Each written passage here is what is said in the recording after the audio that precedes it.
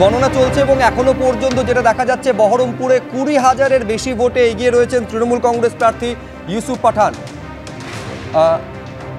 কল্যাণ বন্দ্যোপাধ্যায় শ্রীরামপুরে তৃণমূল কংগ্রেস প্রার্থী কিছু বলছেন, সরাসরি দেখব। না আপনি এখানে ঢুকবেন কি করে, আপনি নিচ্ছেন এটা অন্য কথা। অর্থাৎ আগের বারে জয়ের ব্যবধান থেকে আরো এবারের ভোটের মার্জিন বাড়বে এমনটাই আশা কল্যাণ বন্দ্যোপাধ্যায়, এবং ট্রেন্ডটা দেখা যাচ্ছে সেই তাতে এখনো পর্যন্ত কল্যাণবাবুর দাবি 1 লক্ষেরও বেশি ভোটে এগিয়ে রয়েছেন তিনি। এই ব্যবধান কোথায় গিয়ে থামে এখন সেটাই দেখা। ক্যামেরায় প্রবীর সামন্তের সঙ্গে ভট্টাচার্য, এবিপি আনন্দ, শ্রীরামপুর। আমি আরেকবার বহরমপুরের ছবিটা আপনাদের সামনে রাখি। 20,000-এর বেশি ভোটে এগিয়ে রয়েছেন ইউসুফ পাঠান, দ্বিতীয় স্থানে রয়েছেন অধীর চৌধুরী এবং তৃতীয় স্থানে বিজেপি রয়েছে। মালদা উত্তরে 30,000-এর বেশি ভোটে এগিয়ে রয়েছেন বিজেপি প্রার্থী খগেন মুর্মু। আমি এইখানে একবার দ্রুত সুমনদার কাছে এই কারণে আসতে চাইব। সুমনদা, নিঃসন্দেহে হতাশাজনক কংগ্রেস বা জোটের ফলাফল এই রাজ্যের ক্ষেত্রে, কিন্তু জাতীয় স্তরে ইন্ডিয়া জোটের পারফরমেন্স আমার মনে আছে যে মমতা বন্দ্যোপাধ্যায় একটা সময় বলেছিলেন যে 40 পেরোয় কিনা সেই নিয়ে সন্দেহ আছে।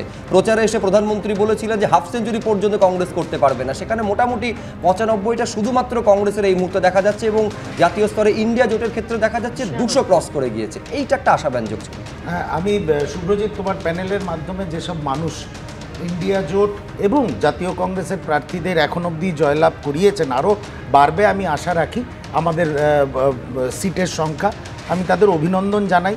গণতন্ত্রের প্রতি শিকিভাগ রিফ্লেকশন রাজ্যে পড়ছে না সুমন। গণতন্ত্রের প্রতি সম্পূর্ণ আস্থা রেখে আরও কাজ করতে হবে, আরও মানুষের কাছে পৌঁছতে হবে।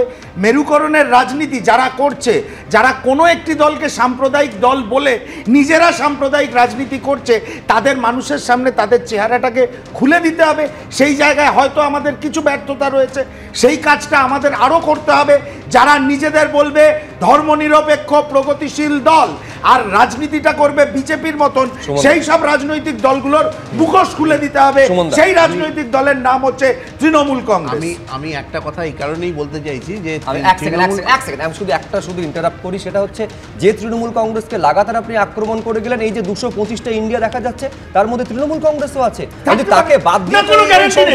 সুব্রজিৎ, গ্যারান্টি নেই, ওরা পাঁচিলের উপরে বসে আছে, এদিকেও টপ করতে পারে ওদিকেও টপ করতে পারে। আমাকে বলতে বলেছে, আমি বলছি যে এটাও তো আপনাকে ভাবতে হবে যে তৃণমূল কংগ্রেস কিন্তু কংগ্রেসের যে হাইকমান্ড বা কেন্দ্রের যে কংগ্রেস, সেই কংগ্রেসের সঙ্গে রাজ্য কংগ্রেসের একটা পার্থক্য তো বরাবর রয়েছে।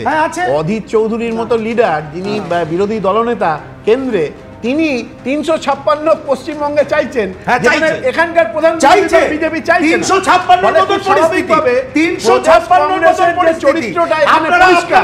এরা বিজেপির পাশে রয়েছে, জেতার পর তৃণমূল কংগ্রেস বিরোধী দলের প্রার্থীদের তৃণমূলকে দেয়, সেটা হচ্ছে এটা তো অধীর চৌধুরী যে ভুল কথা বলছেন, এটা মল্লিক অধীর চৌধুরীর বিচার আপনাকে করতে হবে না। মল্লিক অধীর চৌধুরীর বিচার এই ফলাফলের পর বা এই ট্রেন্ডের পর সেই প্রশ্নটা বড়ভাবে সামনে এলো যে সেই ইন্ডিয়া জোট অন্যান্য রাজ্যের মতো এ রাজ্যেও যদি সফল হতো তাহলে সেটা কংগ্রেসের ক্ষেত্রে লাভজনক হতো কি? মানে এখন একটাতে এগিয়ে রয়েছে তৃণমূল কংগ্রেস শুধুমাত্র মালদা দক্ষিণ, সেই সংখ্যা কি ইন্ডিয়া জোট যদি এখানেও সফল হতো তাহলে সে সংখ্যাটা কি বাড়তো? এটা নিয়ে কিন্তু আলোচনা চলতে পারে।